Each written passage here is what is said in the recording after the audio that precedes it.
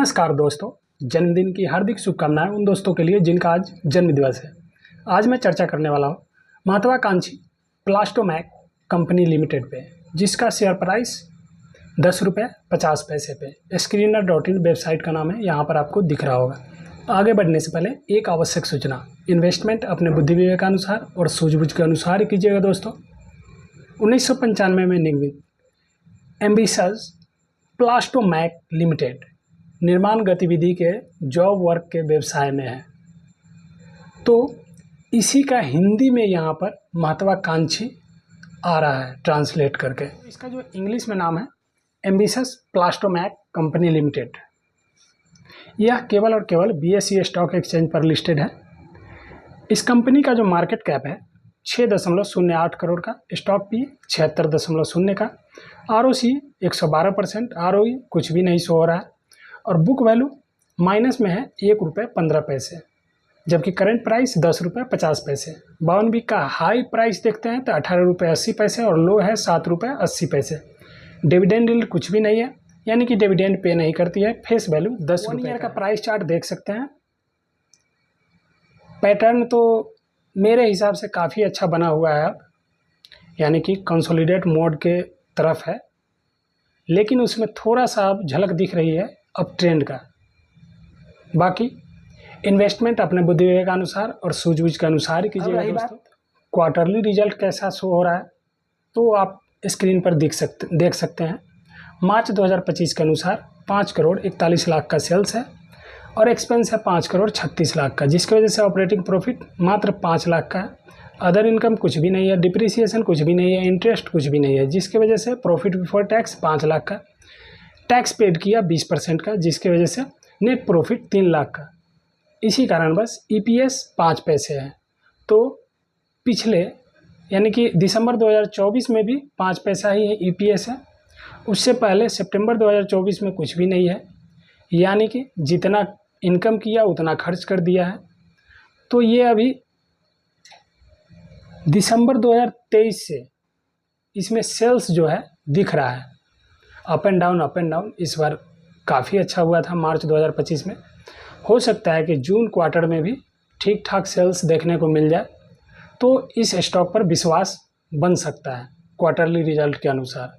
बाकी chart pattern के अनुसार तो बता चुका हूँ, लेकिन क्वार्टरली रिजल्ट के अनुसार जब तक रिजल्ट अच्छा नहीं आएगा तब तक ये नहीं कहा जा सकता है कि इसका शेयर प्राइस ऊपर की तरफ मूवमेंट हो सकता है। ऐसा कहना निश्चित नहीं है, यानी कि सुनिश्चित नहीं हो सकता है, क्योंकि क्वार्टर का रिजल्ट अगर ठीक ठाक रहता है किसी भी कंपनी का तो उसमें प्राइस का ऊपर की तरफ मूवमेंट देखने को मिलता है।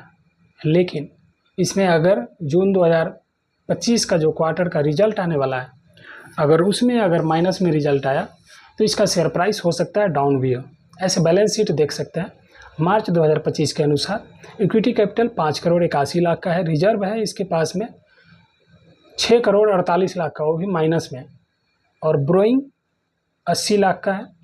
अदर लाइबिलिटीज 5,22,00,000 का, जिसकी वजह से टोटल लाइबिलिटीज 5,35,00,000 का। इसमें से अदर एसेट ही है टोटल, यानी कि 5,35,00,000 का। एक टाइम था 2014 में, मार्च 2014 में, तो इसके पास में टोटल एसेट जो है 1,72,00,000 का था। उसके बाद में घटा भी है और घट करके वो मात्र और मात्र 12-13 लाख पे आ गया था, जो कि मार्च 2022 में भी 12 लाख टोटल एसेट था। लेकिन वो उसके बाद में थोड़ा सा वृद्धि हुआ, जो कि 15 लाख पे आया मार्च 2023 में। ऐसे करके बढ़ते हुए क्रम में मार्च 2025 में 5,35,00,000 का टोटल एसेट बन चुका है, यानी कि टोटल एसेट में तो बढ़ोतरी देखने को मिला है। शेयर होल्डिंग पैटर्न अगर देखते हैं तो प्रमोटर के पास में 24.70% का होल्डिंग है, यानी कि बहुत ही कम है प्रमोटर के पास में होल्डिंग, और पब्लिक के पास में 75.30% का, जहाँ पर कि 75% अगर प्रमोटर के पास में होता तो वहीं पे स्ट्रांग माना जाता है शेयर होल्डिंग पैटर्न के मामले में इस कंपनी को। लेकिन प्रमोटर के पास में ही काफ़ी कम है, तो यहाँ पर भी वीक देखने को मिल रही है।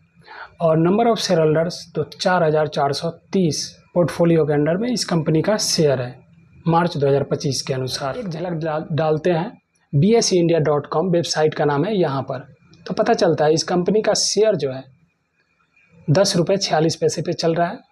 पिछले ट्रेडिंग डे में 36 पैसे का अप ट्रेंड बनाया था, यानी कि ऊपर की तरफ।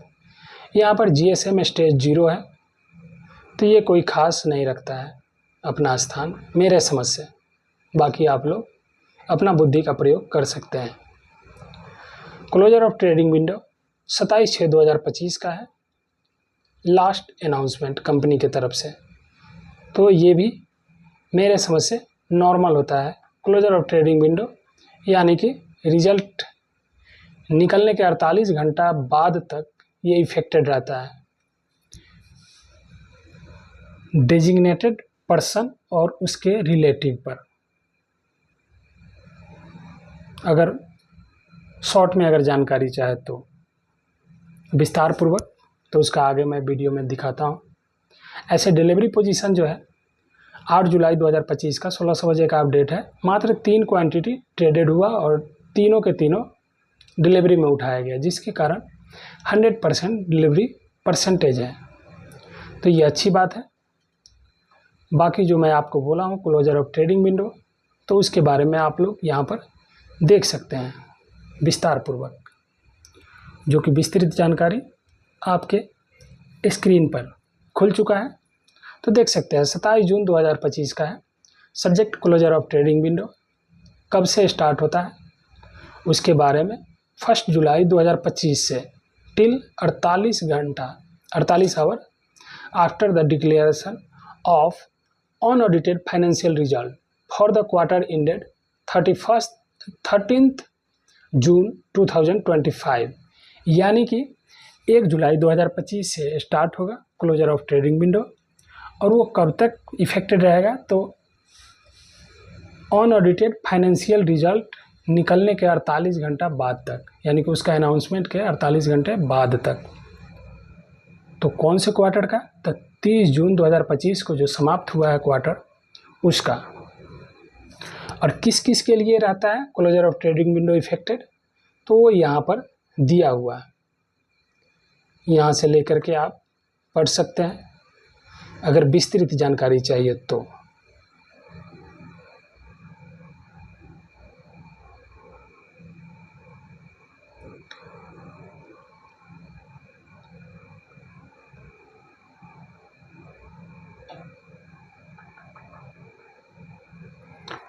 तो ऐसा न्यूज सभी कंपनी की तरफ से समय टू समय में, यानी कि टाइम टू टाइम आते रहता है। तो इस न्यूज़ में कुछ हमको वैसा खास देखने को नहीं मिलता है। बाकी आप लोग अपना दिमाग का भी यूज कर सकते हैं कि कैसा कंपनी है कैसा नहीं। बस मैं तो एक ही बात समझता हूँ कि रिज़ल्ट अच्छा ना चाहिए, किसी प्रकार का कोई भी धांधली नहीं होना चाहिए, ठीक। और प्राइस उस लेवल में होना चाहिए इनकम के अनुसार। अगर बुक वैल्यू थोड़ा बहुत नीचे हो और प्राइस ऊपर में हो तो भी चलेगा, लेकिन इनकम होना चाहिए। अभी इनकम ही अगर माइनस में आने लगे तो वो कंपनी पर विश्वास करना इन्वेस्टर के लिए थोड़ा मुश्किल होता है। बाकी आप सभी लोग बुद्धिमान हैं, अपना बुद्धि का भी उपयोग कर सकते हैं। अंत में एक आवश्यक सूचना, इन्वेस्टमेंट अपने बुद्धि विवेकानुसार और सूझबूझ के अनुसार ही कीजिएगा दोस्तों।